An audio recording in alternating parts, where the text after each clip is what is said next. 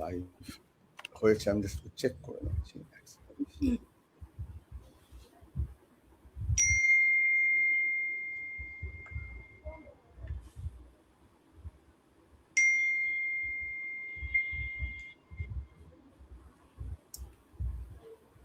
হ্যাঁ, we are live now. ঠিক আছে, আচ্ছা।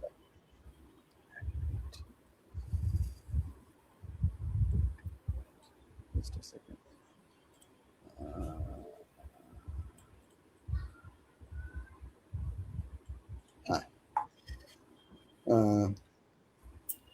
Shubha Sandhya. Good evening, everyone. It's been a long time, and we are back after a long hiatus with our webinar series. And as previously, there will be more to follow. Due to certain reasons, we couldn't do our webinars and offline seminars. But now, from today onwards, there will be webinars every month, like we used to do before. And we are honored and elated to have with us Professor Maitrayee Dutta of Jadavpur University from the Department of Philosophy. Thank you, ma'am, for agreeing to give this lecture. We are really honored. And Maitrayee, ma'am, will speak on Dilthey, on hermeneutics and historical understanding. So before ma'am starts giving a lecture, I would like to mention a few things. First of all, this entire webinar will be recorded, and it will be uploaded to our YouTube channel. And secondly, you can post all your comments or questions in the comment section box. And that's all. We are really looking forward to ma'am's lecture. Now it's over. Thank you. Thank you so much. I think I'm audible. Okay. First of all, I offer my thanks and gratitude to Navonil for giving me such an opportunity to share my thoughts about the place of Dilthey in hermeneutics. This is an area, I think, which is not very much discussed. Probably it is discussed, but in the area of philosophy, it is new at our country or at our place, our universities. So I have taken this opportunity and honor to share some of my thoughts, which I have nourished or nurtured within myself to I'm just thinking aloud with you. I'm not taking it as a lecture.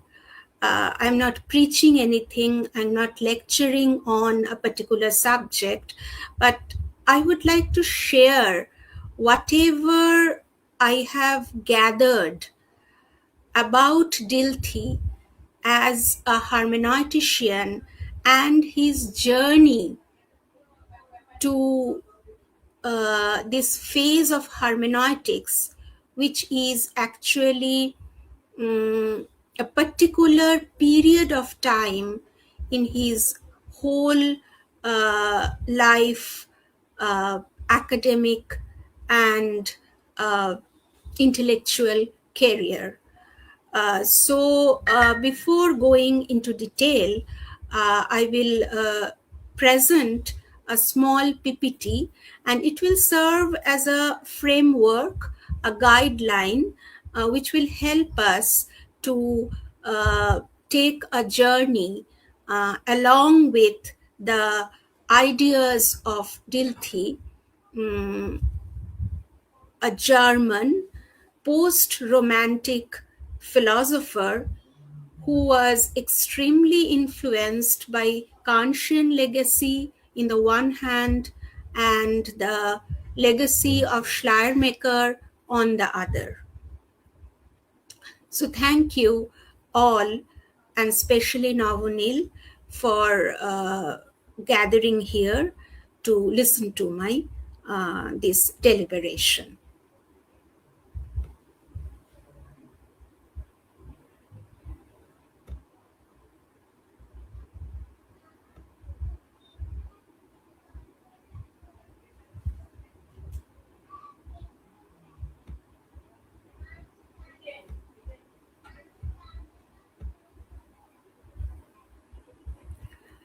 Okay.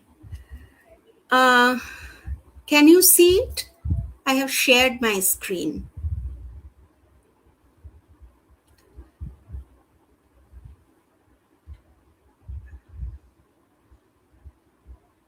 Is it visible, the PPT?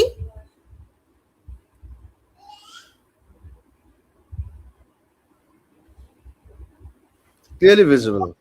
It's Okay, clearly visible. thank you. Thank you. Okay, fine. Where am I? Okay. So I think I'll go to full screen. Where is it?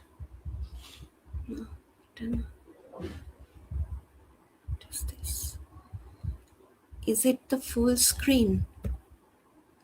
I am not very much conversant with all these icons, you know. Oh my God, what have I done again? Okay, let it be.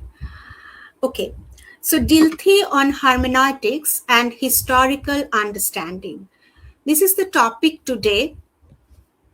Before going straight to Dilthey's hermeneutics, first of all, uh, we should have an introduction, and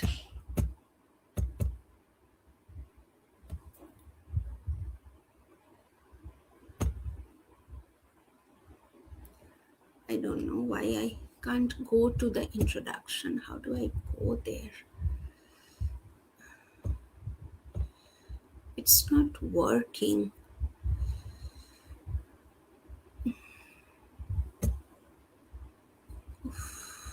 It's not happening.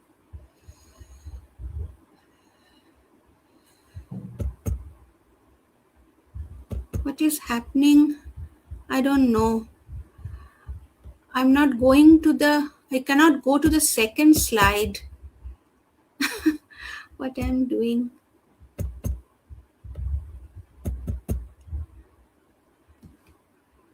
Okay.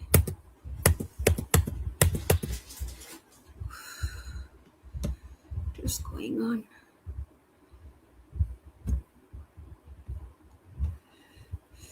I'm very sorry that I couldn't manage this device.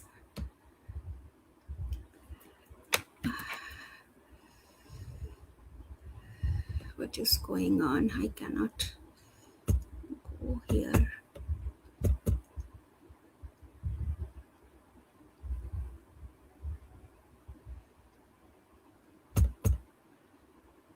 Sorry.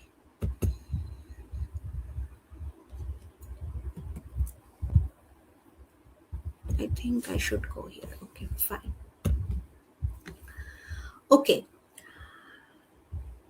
So, before going to start the hermeneutics of Dilthey and why I have chosen such a topic for today's discussion,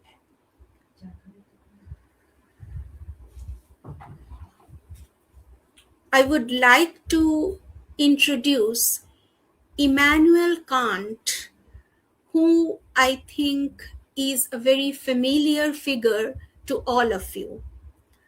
Now, Kant's publication of Critique of Pure Reason heralded a new era of doing philosophy as transcendental. Now, before Kant, if we look at the history of Western philosophy or history of ideas in Western philosophy, we find that there are two streams culminated into Kant. These are rationalism and empiricism. So, Kant's theory of knowledge is well known as critical theory, and his philosophy is known as transcendental philosophy. Now, the famous book of Kant, his first critique, which is Critique of Pure Reason, introduced his philosophy as transcendental philosophy. Now, what is so unique in this transcendental philosophy? This transcendental philosophy is an effort to uncover the conditions of knowledge in such a way that a philosopher can make someone understand how knowledge is generated. Now, we know in both the streams of rationalism or Descartes, Spinoza, Leibniz as rationalists, and Locke, Berkeley, Hume as empiricists, British empiricists, have tried to show how knowledge is generated, either from reason or from experience.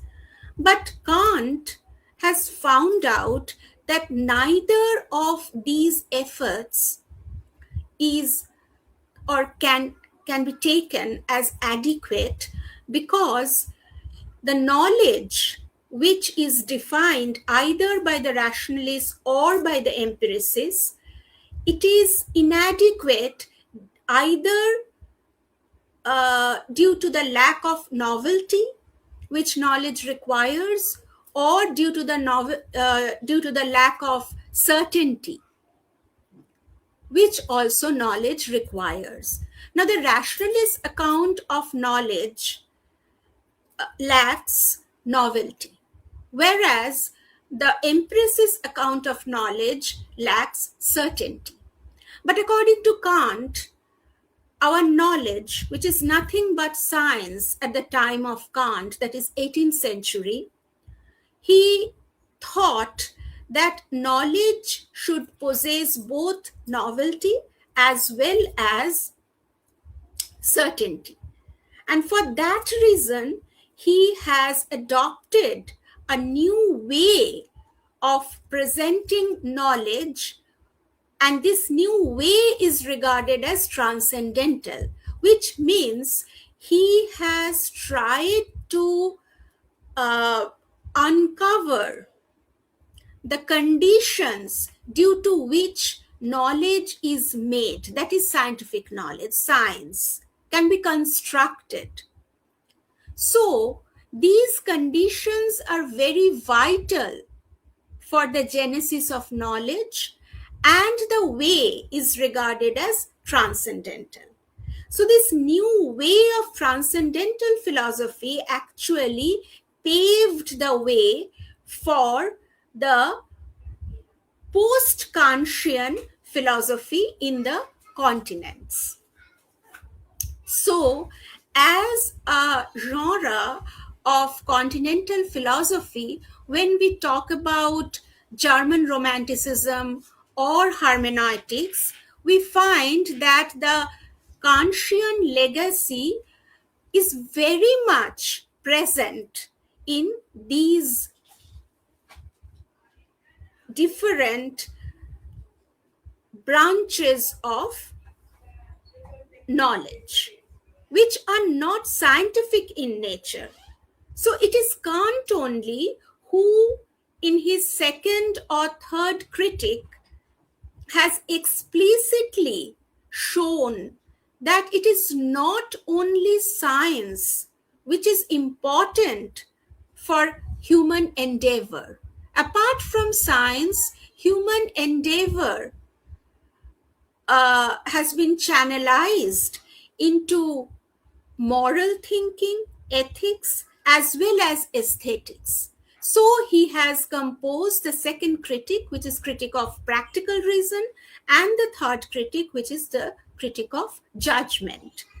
So these three critics actually showed the Kantian understanding and the Kantian concern for different human approaches towards knowledge and other human efforts, which are not less important than science. Kant knew, since he was the contemporary of Newton, as well as not contemporary, but just after the physics of Newton, as well as the philosophy of Leibniz, he was very much acquainted with their understanding of science and physics. And since Kant was the great philosopher of enlightenment, which is the age of reason, when people acknowledged reason as the mark of humanity, and due to this power of reason, man started conquering nature. So science was at the paradigm. And this position of science, the power position of science in the society, paved the way for science to reign the cognitive domain. Now, this is the framework, this is the structure which we find during the Kantian time, which is 18th century. Now, after Kant, we know that Hegel has come. We are not entering into the Hegelian philosophy, which is complex and vast, and we don't have so much time to ponder upon all these different philosophers. But we know that Hegel critiqued Kantian philosophy. But then there was the time of neo-Kantianism, and after that, German Romanticism. So, we would just like to state that this Kantian legacy, the Kantian way of doing transcendental philosophy, always has an impact on the post-Kantian continental philosophers who are regarded as the followers of Kant in some way or the other. Now, if we look into Kantian way of doing transcendental philosophy, we will find that for Kant, it is not only the sense data which our mind receives from the experience that constitute knowledge, and neither it is only the reason that constitutes knowledge. There was a joint effort in the part of mental faculties as well as the experiential data which constitute knowledge for Kant. Now, from experience, mind receives data, but in receiving, it used its faculty of sensibility, which operates through the forms of space and time. And then there are 12 categories of understanding, which constitute knowledge in such a manner that we can say that all these different categories can be taken as the conditions for the very genesis of knowledge. So here we come across the Kantian notion of understanding, which finds is its very important place in philosophy, in transcendental philosophy. Now, the Kantian legacy enabled continental thinkers and philosophers to focus on understanding, which Kant has used in the domain of epistemology to revolutionize knowledge. We know that Kant's way of defining knowledge through transcendental philosophy is being compared with Copernican revolution, because before Copernicus, there was the view of heliocentric account of our universe. But after Copernicus, no, I'm sorry, it was geocentric. And then after Copernicus, it is heliocentric.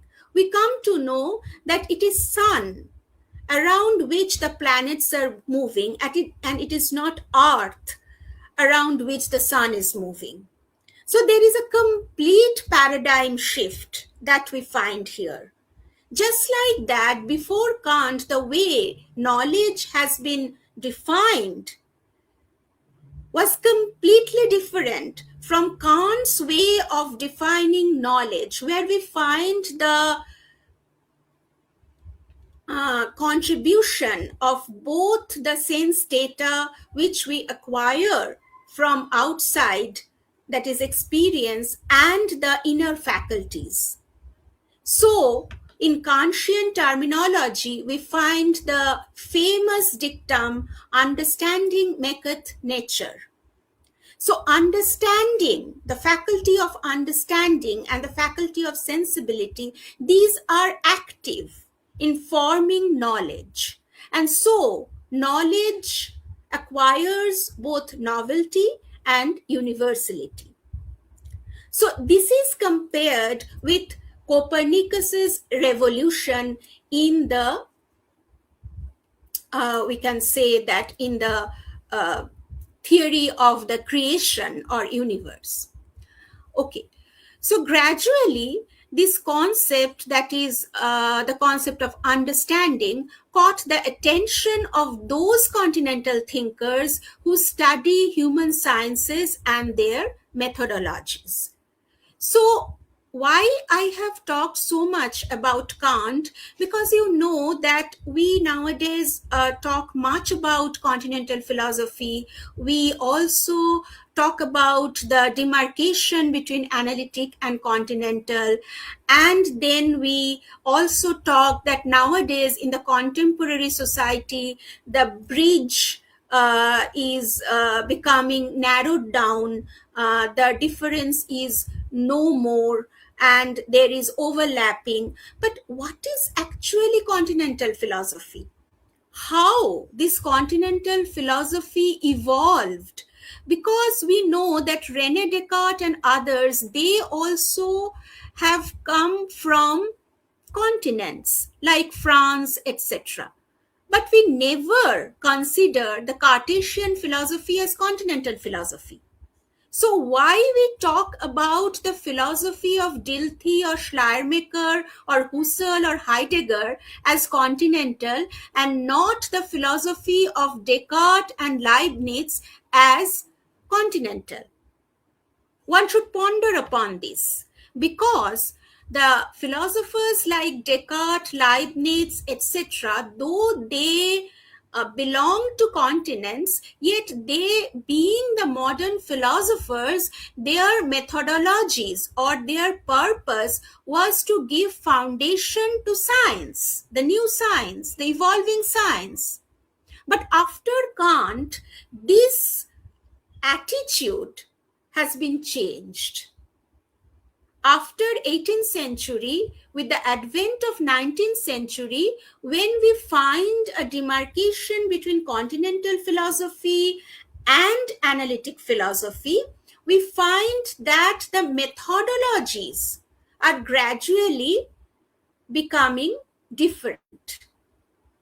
And peculiarly, Kant has influence in both these streams, that is, analytic philosophy as well as continental philosophy.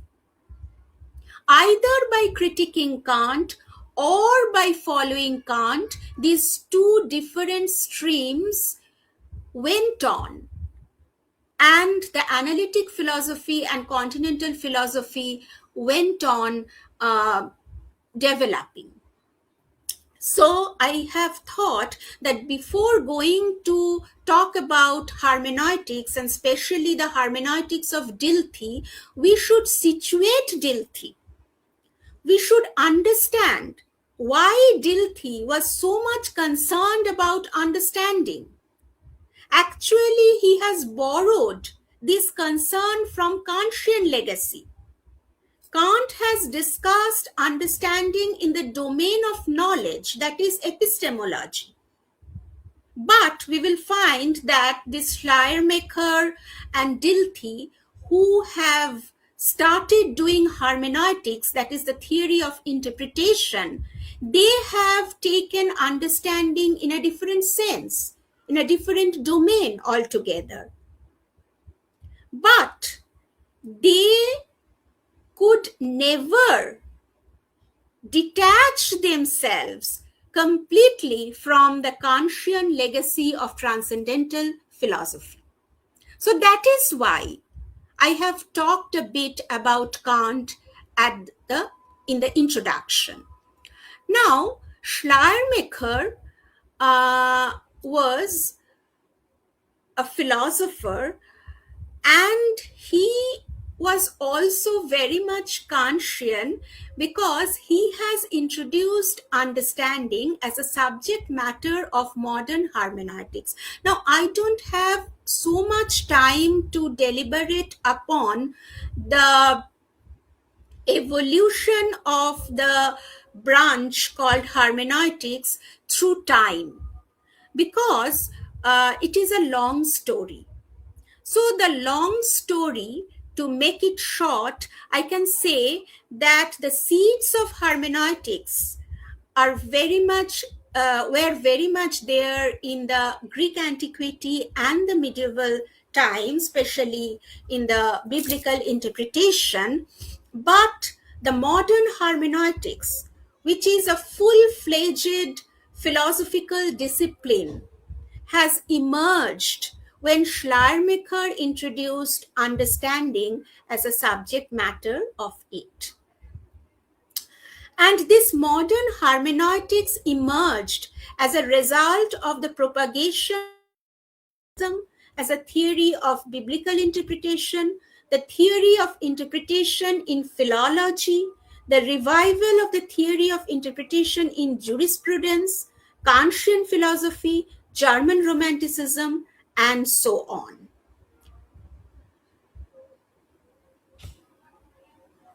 So we can understand that there is a shift of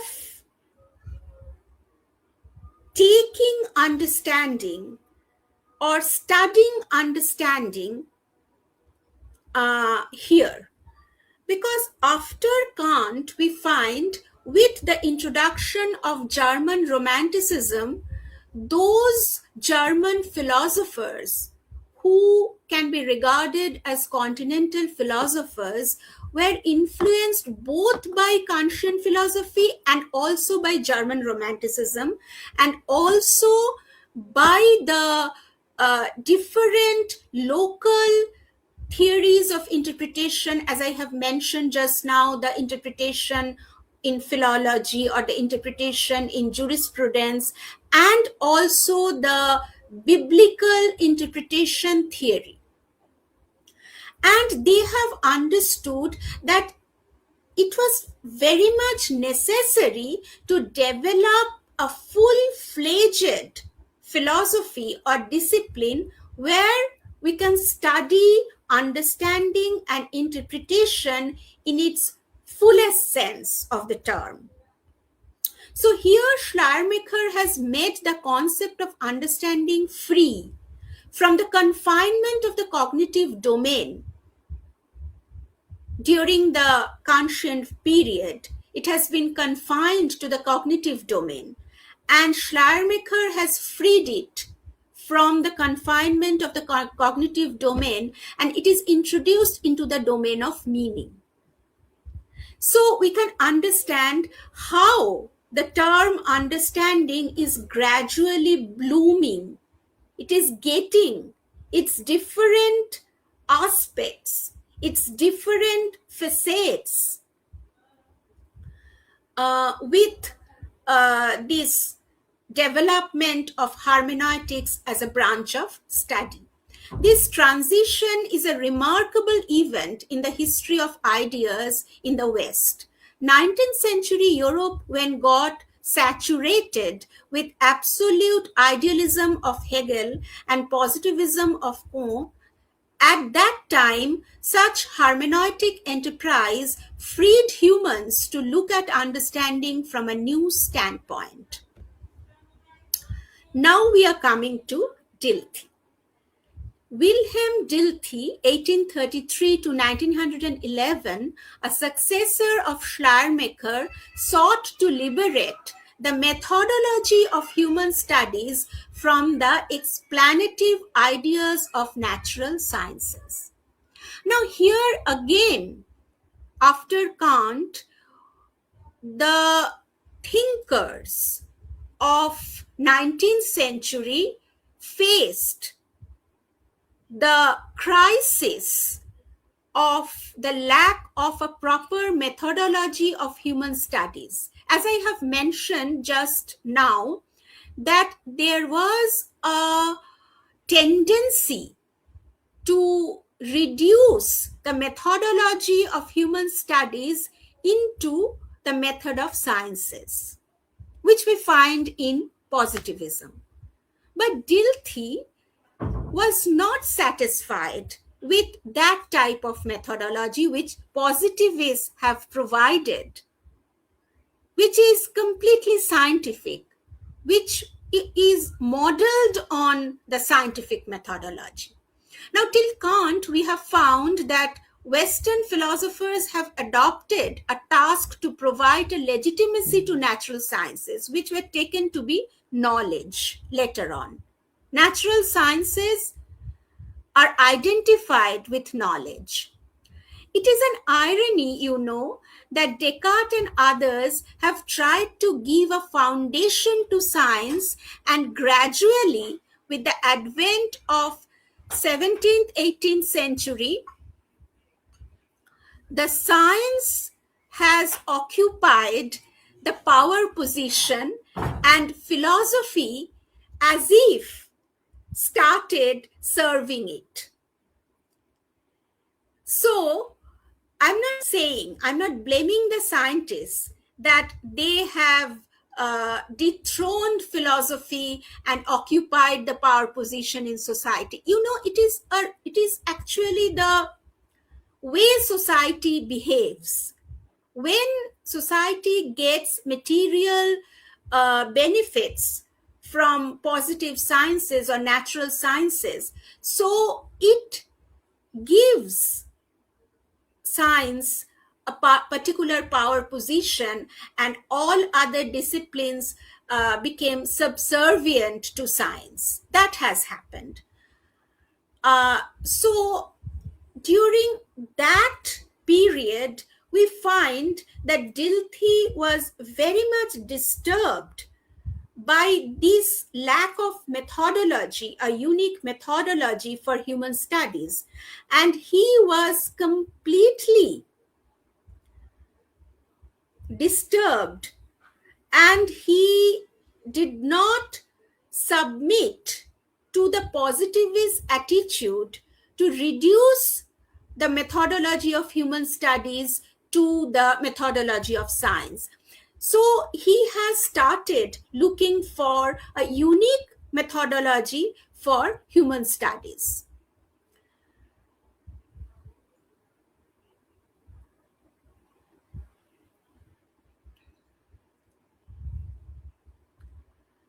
Now, before going to the hermeneutics of Dilthey, we should talk a bit about the initial method for human studies adopted by Dilthey. At first, Dilthey proposed aesthetic psychology through description and comparison, and then interpretation and re-experiencing, which is Nachleben, to the use of reflective judgment for his approach to history and the human studies.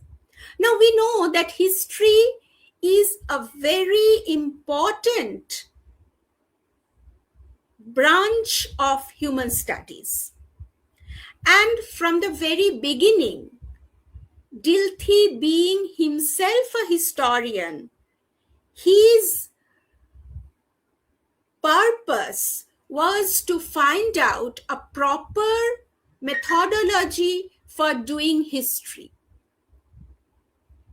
and to legitimize history as a human study, and not reducing the methodology of history into the methodology of science. So, during the phase of psychological aesthetics, which was Dilthey's first endeavor, the first method to do history, reflective judgments are to be seen primarily as a mode of evaluation based on description and appreciation. Now, you can very well understand that in so doing, that is trying to find out a proper methodology for history and trying to dissociate this methodology from the positivistic methodology of science, Dilthey has already started doing philosophy of history. So, knowingly or unknowingly, Dilthey is doing, in the one hand, philosophy of history. He is trying to identify a method for history and human studies. And now we would like to find out how, from this phase of psychological aesthetics, in which he used reflective judgments, he has come to hermeneutics. In specific historical writing, in which the meaning of described content has become more important, evaluative judgments go over into interpretive judgment. Now, we should focus now into historical writing. I'm not a historian, so I'm not very much conversant with different types, forms, or modes of history, but I know that in history, the historians try to focus on facts. Fact finding is one of their important task, but it is not only fact finding. Only by finding historical facts and accumulating them in a proper chronological order, one cannot write history. The interpretation is an important part of historical writing. And Dilthey has understood that. So, in the phase of aesthetic psychology, when he has given much importance on evaluation of the historical facts, gradually he has shifted into interpretive judgment. because he has understood that only the evaluation of described content is not sufficient to write a good history. I'm not evaluating here by the term good. I'm talking about adequate history, where the historian's perspective is also very important, other than accumulating historical data or historical facts. So, during this time, we find that there is a shift on the part of Dilthey from the value to the meaning. Dilthey's idea of history and historical judgment, we find there is a methodological shift because he has shifted from the giving importance on evaluation or value to meaning or interpretation. And as we have already mentioned, you have understood that interpretation or meaning is actually the crux of hermeneutics. So, by shifting his emphasis in understanding history, when Dilthey shifted his attention from value to meaning, he already has stepped into hermeneutics, where he has tried to refine the concept of verstehen or understanding. So, till now, I have tried to relate how this understanding or verstehen has played a very important role in the continental philosophy, starting from Kant, who has done epistemology, and then to the hermeneutic domain, where the hermeneuticians have not done epistemology, but their attention or focus was on interpretation or meaning. And it involves language. Without the involvement of language, we cannot talk about interpretation. And we couldn't spend much time on Schleiermacher's hermeneutics, but if you go through Schleiermacher's hermeneutics, you will find that it is out and out a linguistic enterprise. And for Schleiermacher, this linguistic enterprise only gave room for understanding. Because what do we understand? We understand the language, the sentences, the uttered sentences. So the uttered sentences are units of language which are to be understood. So when someone is doing the theory of understanding or interpretation, language is the basic requirement for him. Now, here we would like to spend a bit of time to show Dilthey's departure from Kant. Here, we should understand that though Dilthey, in his later phase, has taken understanding in order to focus on interpretation in history or historical understanding, he has not taken understanding in the sense of Kant. Dilthey departed from Kantian program when he admitted intuitive understanding, which Kant has dismissed as an impossibility for human beings. Now, we know that Kant has discussed understanding in showing the possibility of knowledge, especially in science and in mathematics. So, for him, there is no scope of intuitive understanding for human being. However, influenced by the Romantics, the German Romanticism after Kant, Dilthey held that some human form of intellectual intuition is possible.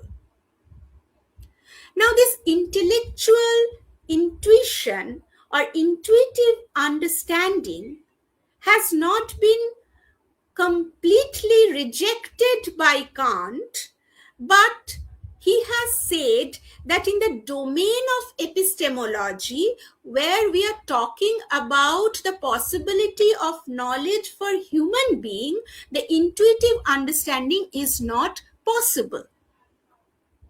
But Dilthey, after the influence of Romanticism on him, has tried to state that for humans also,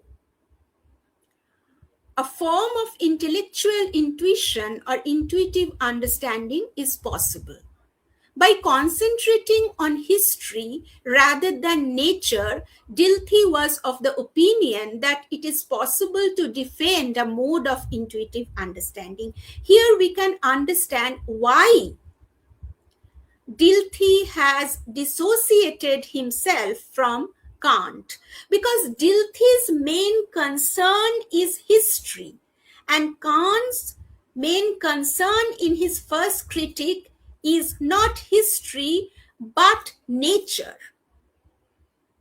Nature is out there, and science talks about nature, which is out there.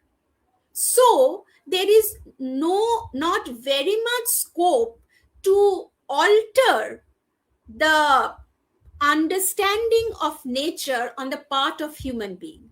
But when we are talking about history, it is actually human creation.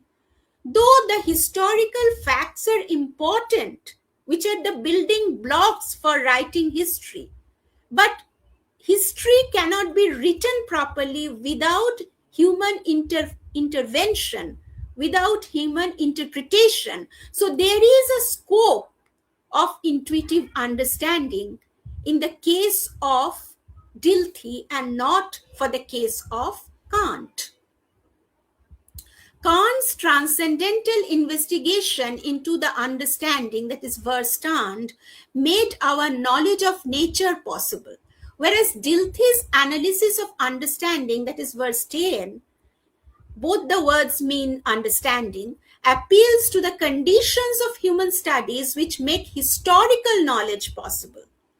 As we have mentioned in the outset, that in his transcendental philosophy, Kant's purpose was to uncover the conditions of knowledge, which is science. Here we find that Dilthey's analysis of understanding appeals to the conditions of human studies which make historical knowledge possible.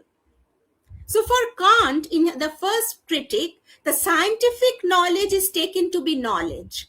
And he was looking for the conditions for the possibility of scientific knowledge. But here, on the part of Dilthey, he is not concerned about the knowledge of nature, which is science. His concern is about historical knowledge, which is nothing but a human study. And he wants to understand the conditions of human studies which make historical knowledge possible. Now we are coming to another very important aspect of Dilthean, this hermeneutics. For Dilthey, the validity of any interpretation of culture is rooted in subjective experience. Kant also considered that any unifying system of science possesses a mere subjective but universal validity. Now, you can understand this subjective validity brings us to the point or characteristic, or we can say the issue of intersubjectivity. What is intersubjectivity? Intersubjectivity is not subjectivity only, or neither it is objectivity only. Intersubjectivity is something which makes our communication with each other possible. It can make the knowledge possible. It can make the interaction between self and other possible. We know that in recent days, in so many human studies, we talk about self and other, how these two are related. Is there real distinction between these two, or how they are related? Now, you will find that this issue, which is so potent and so important in the contemporary world, has been taken up by Dilthey in the 19th century, and Kant also before that. But for Kant, though he is saying that in his transcendental idealism, that the knowledge is made up of the subjective active participation of the human faculties, yet for Kant, this human faculty for all human beings are universal, same.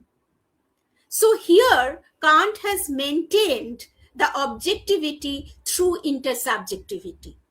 So for Kant, this intersubjectivity implies objectivity in the case of knowledge. But for Dilthey, there is a slight difference. Um, for Dilthey's historian studying the world of man, the integral vision is partly an experiential given. So you will find that for Kant's scientists, the object of study is nature, which is more or less permanent.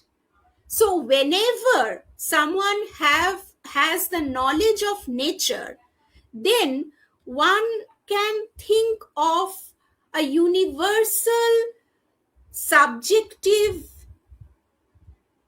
faculty or conditions which participate actively to produce the knowledge of nature.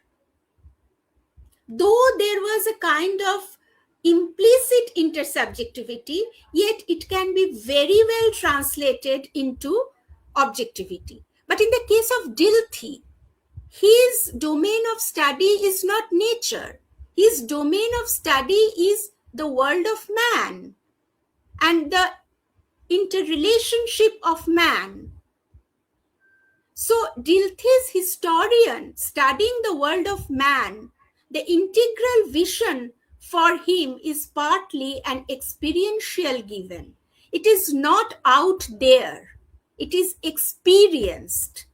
The problem of intersubjectivity is acute for Dilthey because history is a human product and individuals can contribute to history in their own ways. Thus, it is hard for them to agree on the meaning of historical events. They can interpret a single historical event differently. But Dilthey also cannot permit this complete individualism which will lead to relativism. So there must be a constraint. So this intersubjectivity, though it has to allow a kind of, we can say, individual interpretation, yet there must be a kind of objectivity inherent in it. It may not be the objectivity that Kant has provided, but a kind of objectivity which is ingrained in the intersubjectivity of Dilthey, which helped him to check the relativity.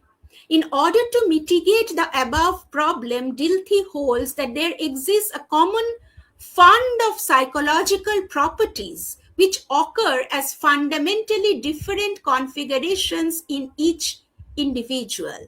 So for him, just like Kant, there is no universally rigid same uh, inner faculties in every individual, but there must be, sorry, since there is no single faculty which provides a uniform basis for understanding, there is a possibility that an individual may draw out in himself those qualities which he shares with others. So it also reminds us of later Wittgensteinian family resemblance. That is, we share many common characteristics. It is possible that my mental framework is not identical with other, but we can communicate, we can share because we share some of the features. Dilthey is talking about that. In this way, intersubjectivity is given a concrete but less certain grounding. The ground, this intersubjectivity, which tries to provide the ground of communication or knowledge, may not be certain as Kant, but it is concrete for human studies. Now, I would like to end my talk here. I have taken, I think, too much time.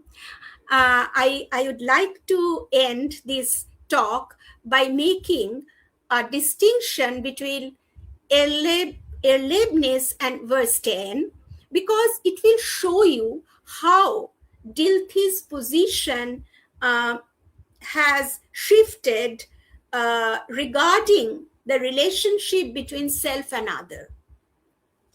In his initial phase, Dilthey used Erlebnis and Verstehen interchangeably to argue for the totality of psychic life.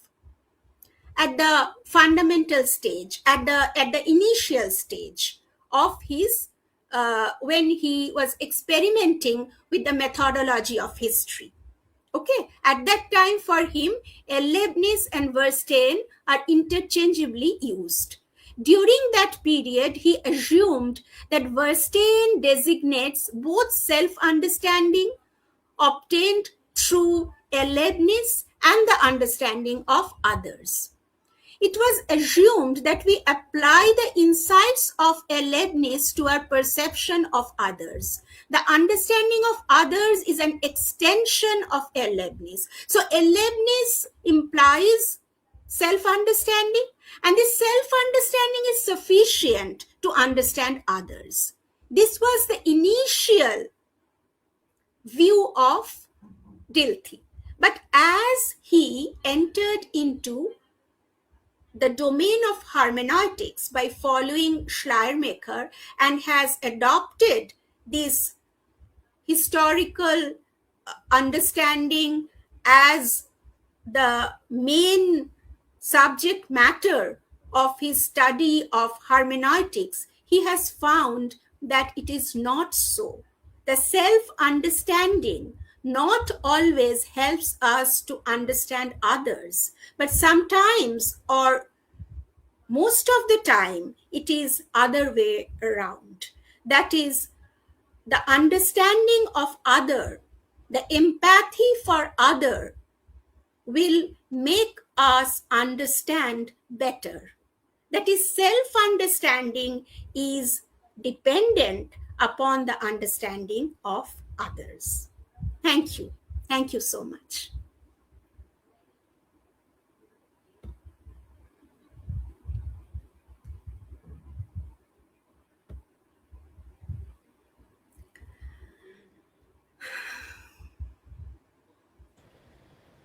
Hmm.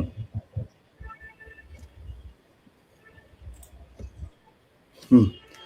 Thank you, ma'am, for the wonderful presentation and wonderful lecture. So now I would like to say that if any one of you have any questions or comments, please do post your questions in the comment section box, and please do post your questions, and please be precise and to the point.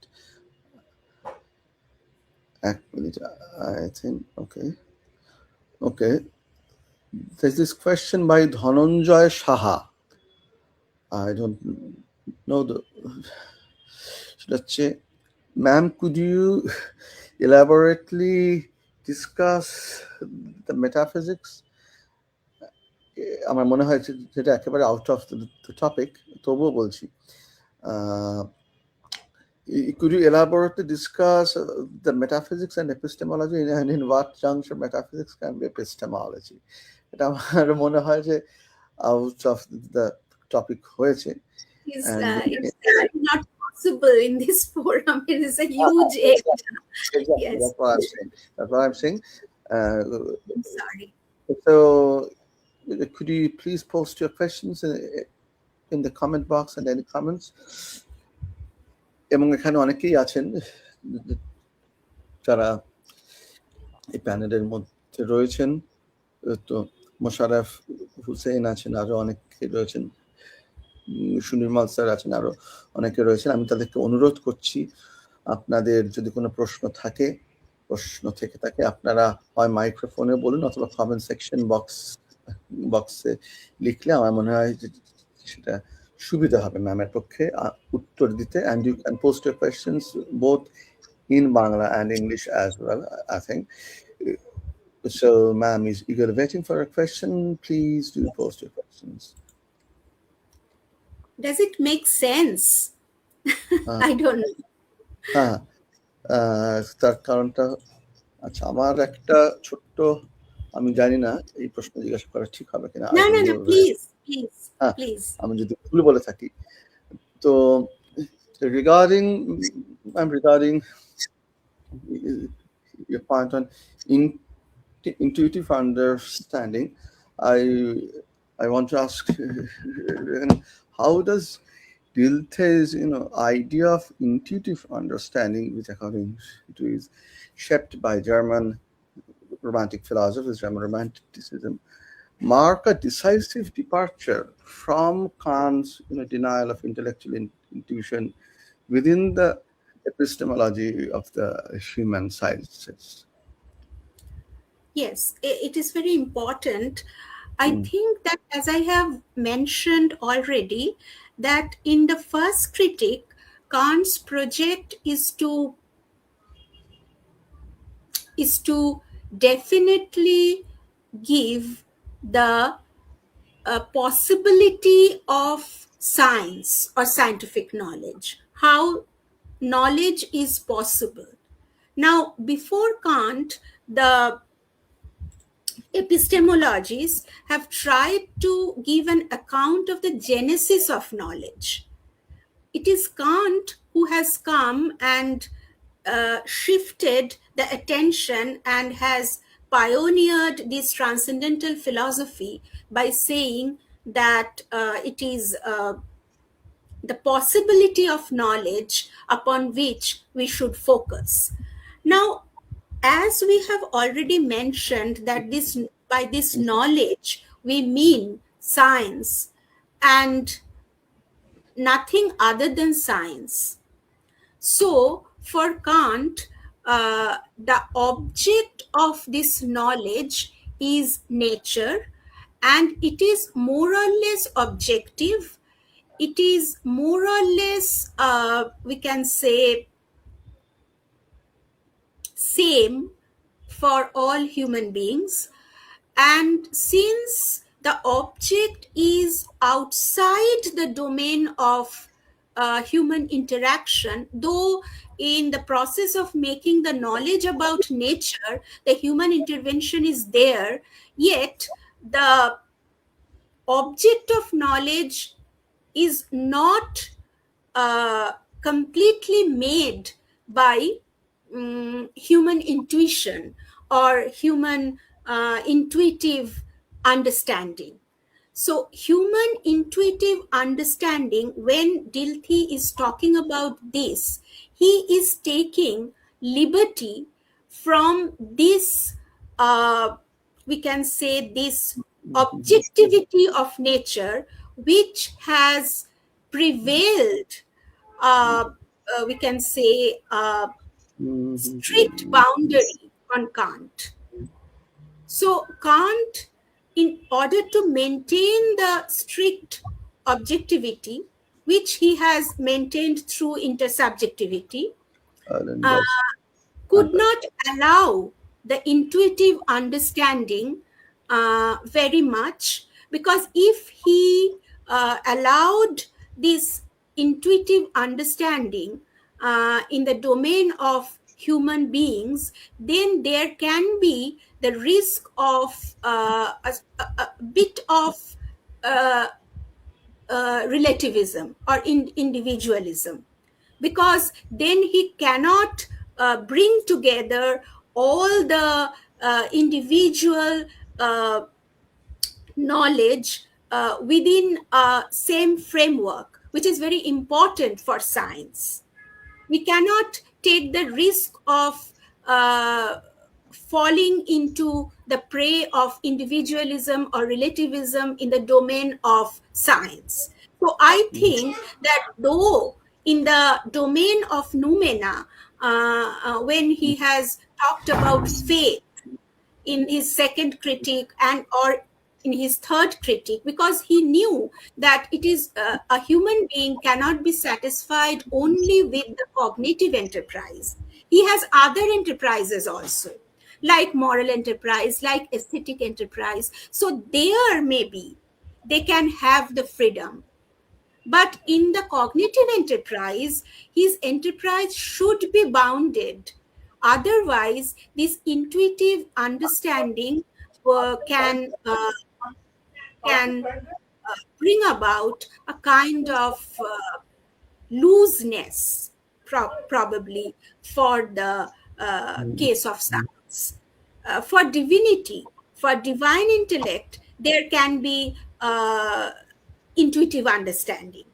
But when human beings are having scientific knowledge, then they cannot entertain this intuitive understanding.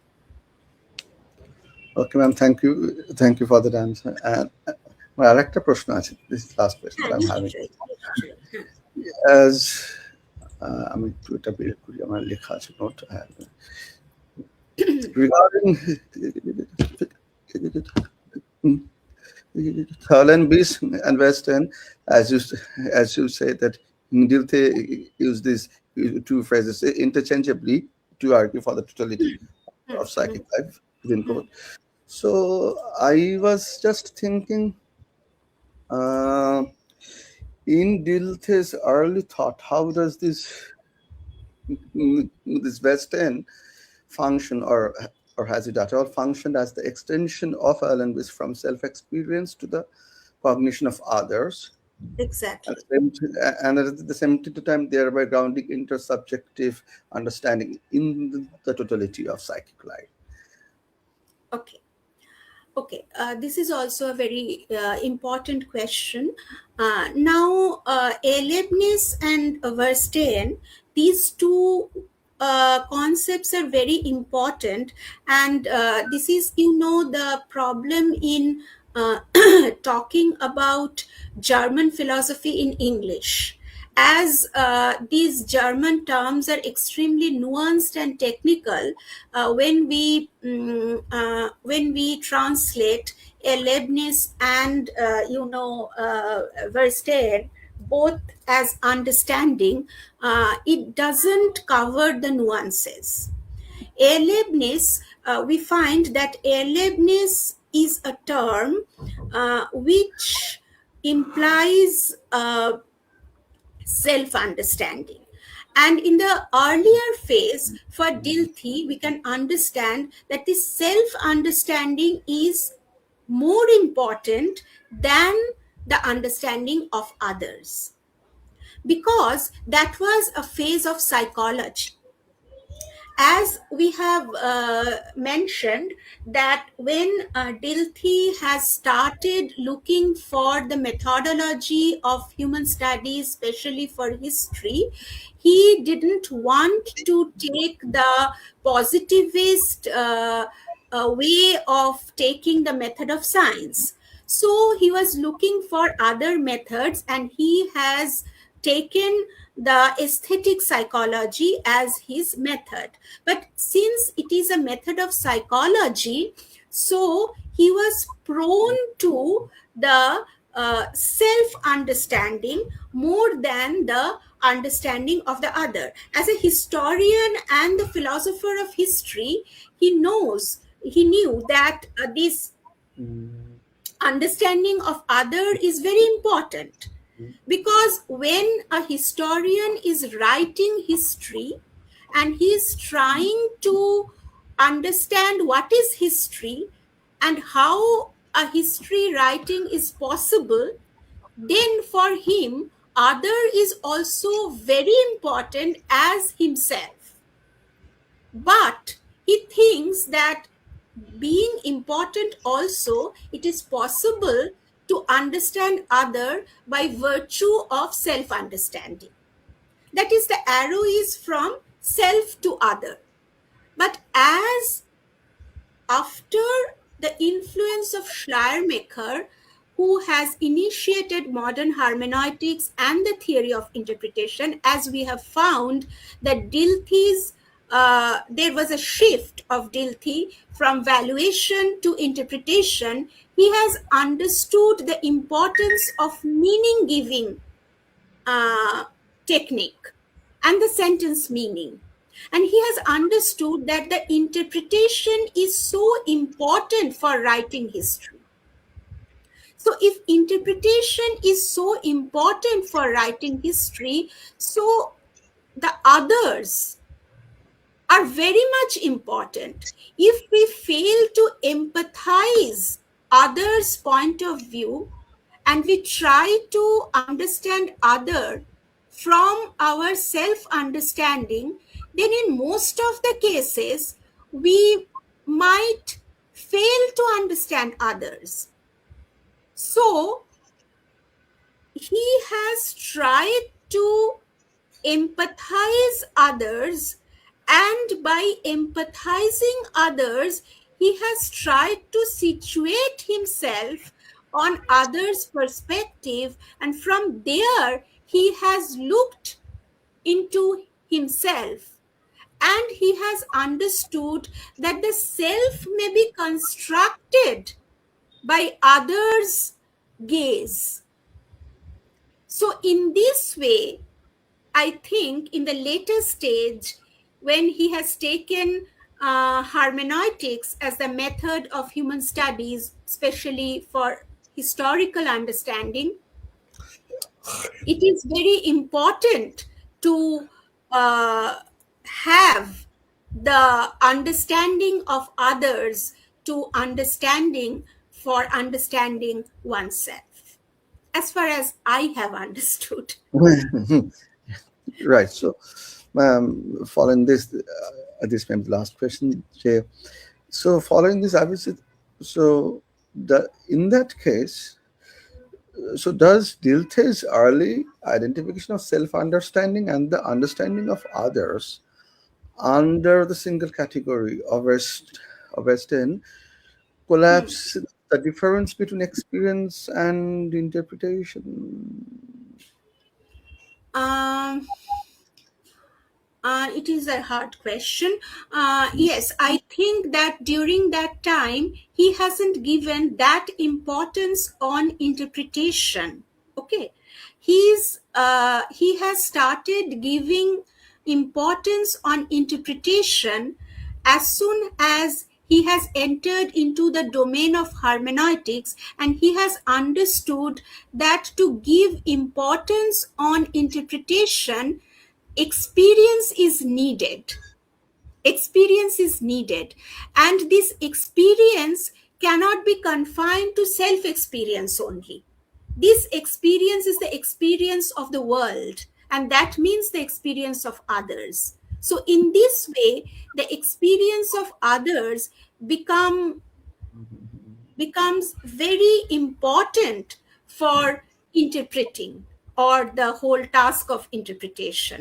So here, Verstehen has got a new, nuanced, uh, Mm, technical sense, which it didn't have earlier. আচ্ছা, আচ্ছা, কি হলো? Okay, okay ma'am. আর I let me check if there's any question. If there's just give me a second. Mm, okay, we have two questions. First is by Ayantika Chatterjee.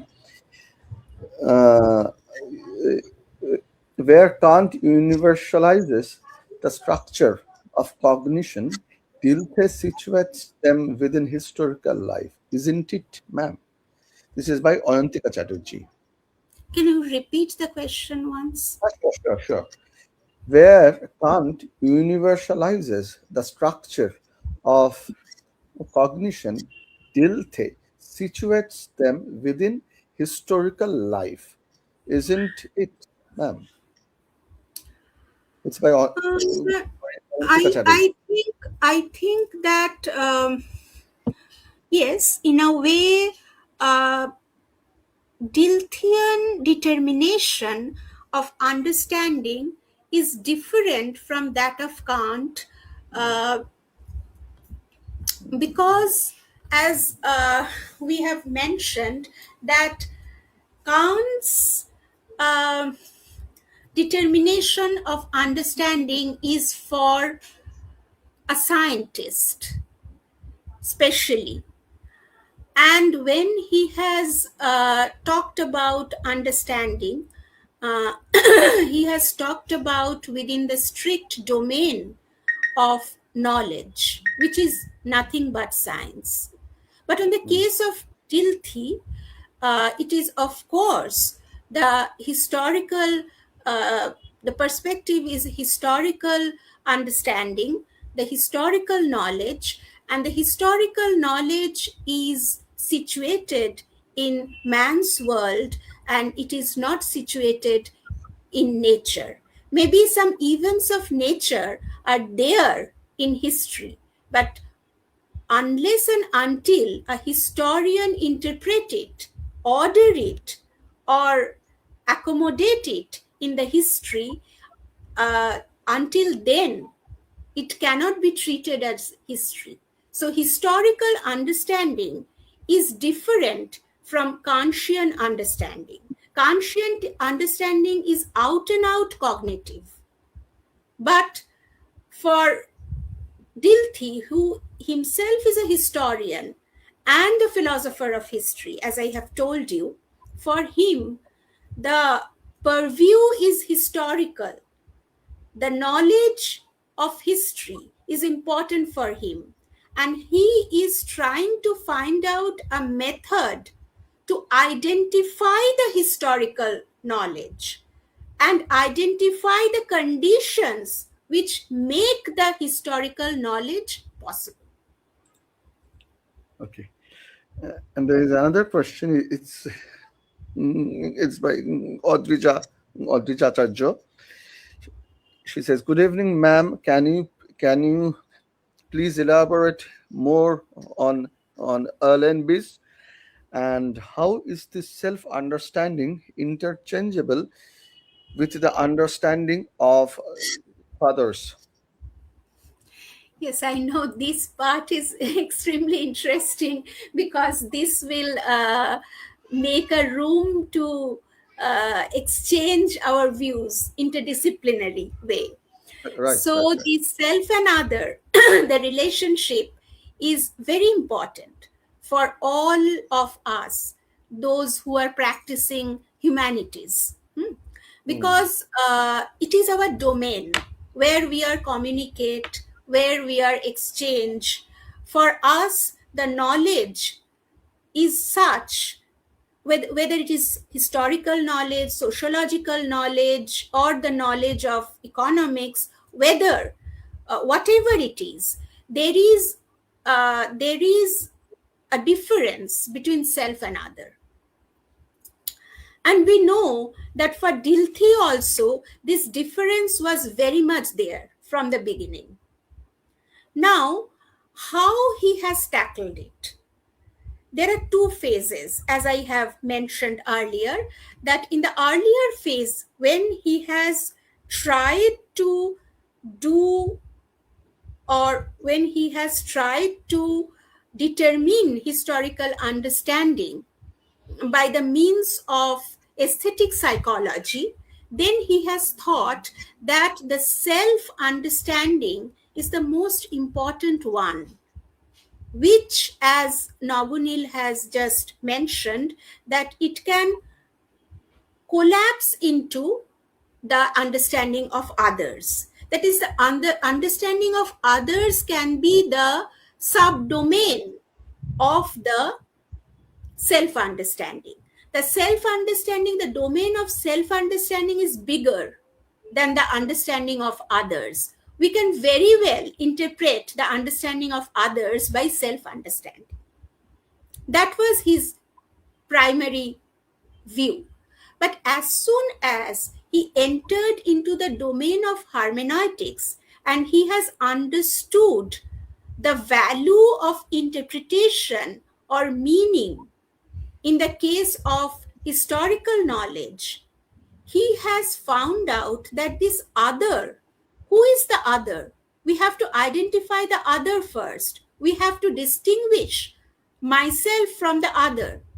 And it continuously reminding me, I cannot but mention Heidegger here, because you know that how Heidegger's concept of Dasein tries to give the answer of this relationship between self and other by being in the world. What does it mean, being in the world? It means that the relationship between the being which is situated in the world, there is no such proper distinction between self and the other. Now, for Dilthey, maybe the distinction is there, but gradually he has understood that there is no watertight compartment between self and other. Maybe for that reason, Dilthey is the precursor of Heidegger.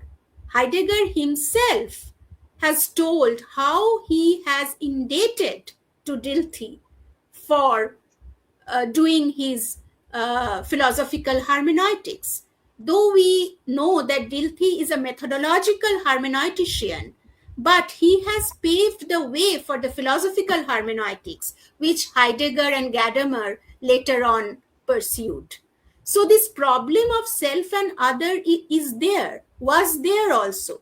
But gradually, I think Dilthey has understood that in order to understand oneself, one has to understand others very, very concretely.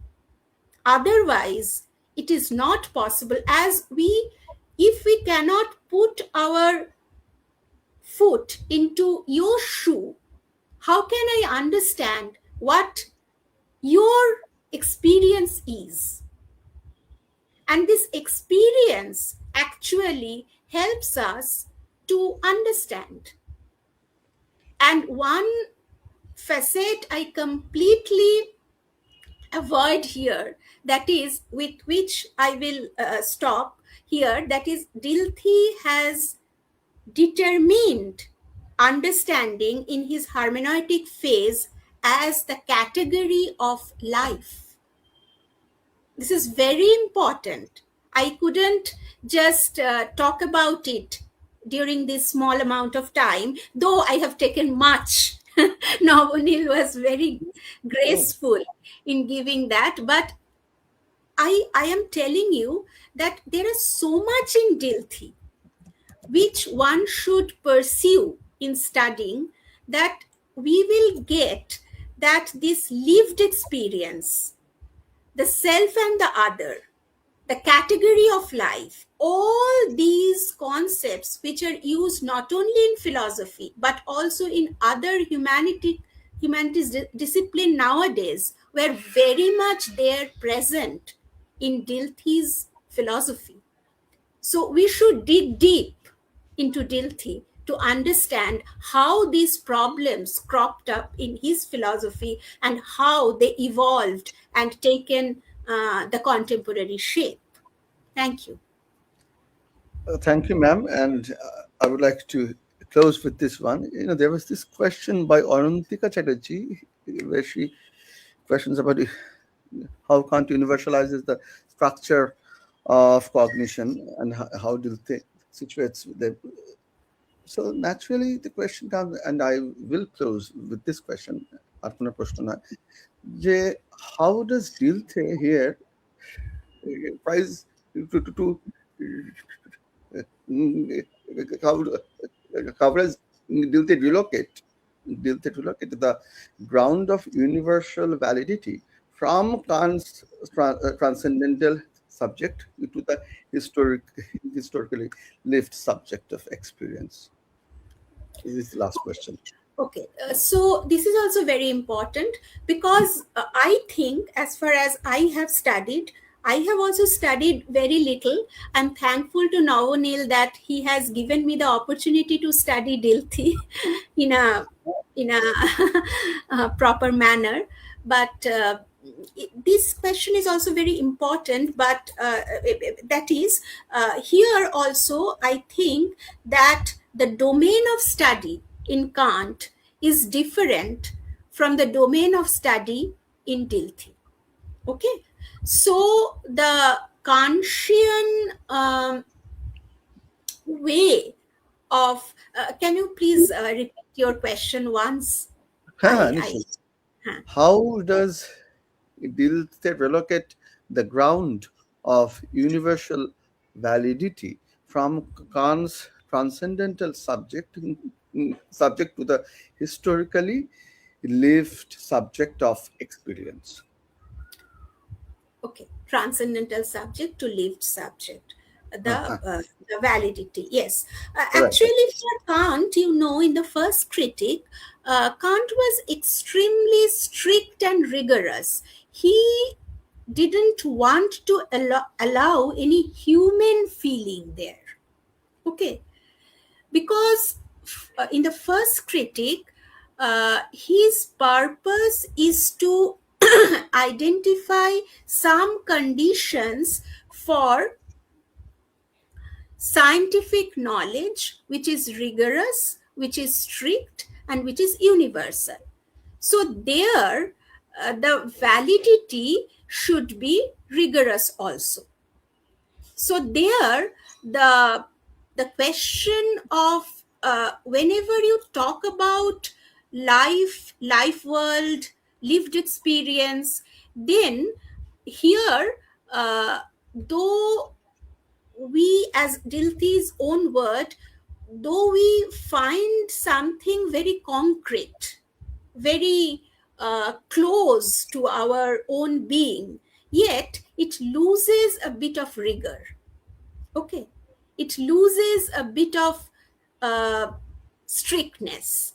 Now, Kant didn't allow to dilute the strictness in by giving the room for the lived experience or something like that.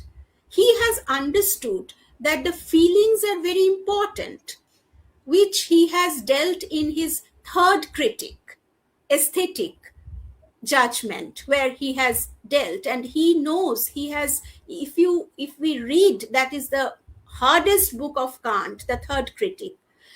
If we read that, we can understand how for Kant that was the most important book. So for Kant, it is not the case that he is satisfied with the scientific rigor. He has understood that the life experience which was important for Dilthey is important, but he is not ready to give the room for that in his project of the first critic. That will be my understanding. Okay. Okay. Thank you so much, ma'am. Thank you. Thank you. Thank you. Thank you so Thank you much so much. I for the have wonderful enjoyed. engagement and for the fascinating presentation on Dilthey and hermeneutics. Um, so the entire video of today's webinar will be uploaded to our YouTube channel, and it will also be shared shared to our Facebook page as well. And thank you to everyone who joined Yes. us and presented the questions and comments as well. Thank you so much, ma'am. Thank you আমার so much. রিপোর্টের একটু পল রিকোয়ারের কথা মনে পড়ছিল one self as another আপনি হ্যাঁ, যখন ওটা বললেন হ্যাঁ, অনেক, অনেক, অনেক এরকম থ্রেডস আসে। যখন হ্যাঁ আমি হ্যাঁ হাইডেগারের কথাও আমি ভাবি, আমি মানে হুম, ভাবি মানে আমি আমি একটা কথা জাস্ট শেয়ার করে শেষ করছি হ্যাঁ যে please. হাইডেগারকে আমরা এক্সিস্টেনশিয়ালিস্ট ফিলসফিতে খুব বেশি করে দেখতে চাই। কিন্তু আমার মনে হয় আমার যেটুকু রিডিং হাইডেগারের খুবই কম, খুবই সামান্য, যে হাইডেগার কিন্তু নিজেকে একজন হারমেনয়টিশিয়ান হিসেবে দেখতে চেয়েছেন, not as an existentialist. Hmm He is out একদম। and out a hermeneutician, and for that reason his question is the meaning of being. He's Right. looking for the meaning of being, which has made him unique in his own way. Right right গাদামারের ওই বইটার কথা মনে পড়ছে আমার হাইডেগারের উপর যে বইটা লিখেছেন গাদামার হ্যাঁ, হ্যাঁ। আর এদের মানে ব্যাপারটা হচ্ছে এরা এত থারলি নিজেদের প্রিডিসেসার্সদের পড়েছেন। হাইডেগারের লেখায় আমি বারবার পেয়েছি যে how he has indebted to Dilthey. Dilthey ওনাকে রাস্তাটা দেখিয়েছেন, হয়তো উনি শিফট করে গেছেন ডেলথি থেকে অনেকটাই। কিন্তু আজকে আমরা ডেকার্টকে যতই গালাগালি দিই, যতই বলি যে ডেকার্ট প্রবলেম তৈরি করেছে, আজকে ডেকার্ট না থাকলে ওয়েস্টার্ন ফিলসফি এই জায়গায় পৌঁছতো না। সুতরাং আমরা আমাদের প্রিডিসেসার্সদের কিন্তু কখনোই ভুলে যেতে পারি না, তাহলে আমরা কিন্তু সিচুয়েট করতে পারবো না প্রবলেমগুলো। Right right thank thank you, you thank you so much. Thank you good night everyone Good night. Yes.